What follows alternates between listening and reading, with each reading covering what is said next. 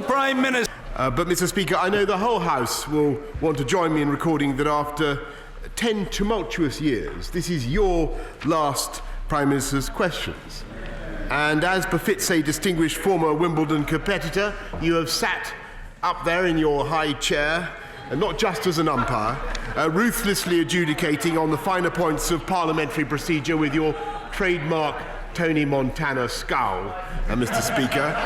And not just as a commentator, offering your own opinions on the rallies you are watching, sometimes acerbic and sometimes kindly, but above all as a player in your own right, peppering every part of the chamber with your own thoughts and opinions, like some tennis ball machine, some uncontrollable tennis ball machine, Mr. Speaker, delivering a series of literally unplayable, unreturnable, formally unreturnable volleys and smashes. And although we may disagree about some of the legislative innovations that you have favoured, there is no doubt in my mind that you have been a great servant of this Parliament and of this House of Commons. Thank you, Mr. Speaker. I hope you will indulge me one moment while I say a word about you. I'm sure you will.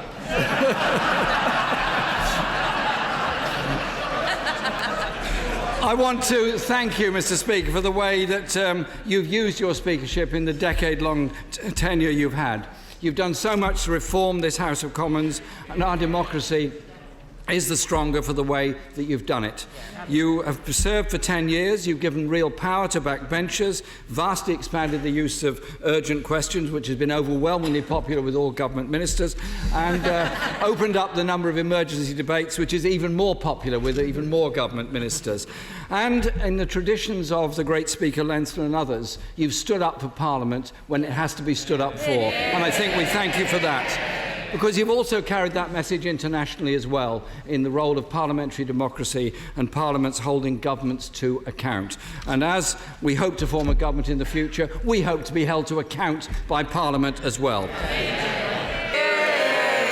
Thank you, Mr. Speaker. I have never known this place without you here, and I think it will be... well, it's going to be different. It's a delight to see your children here watching today. Because I know that while you have a responsibility to Parliament, that you take your responsibilities as a parent incredibly seriously also. We proceed with a number of statements that need to be made. I would like to thank the Prime Minister and colleagues for their kind and generous personal remarks, which are greatly appreciated. I want to thank staff of mine, past and present, who have given of their time to be here today for the last Prime Minister's question that I chair. All of them are people who've worked with me for a significant period of time. We've had fantastic relations and a terrific bond, and I hugely appreciate the fact that they've bothered to turn up on this occasion. And in particular, again, I want to thank my wife, Sally, and our 3 children, Oliver, Freddie and Jemima, for the support, stoicism and fortitude which they've displayed through thick and thin over the last decade. I'll never forget it, and I'll always be grateful for it.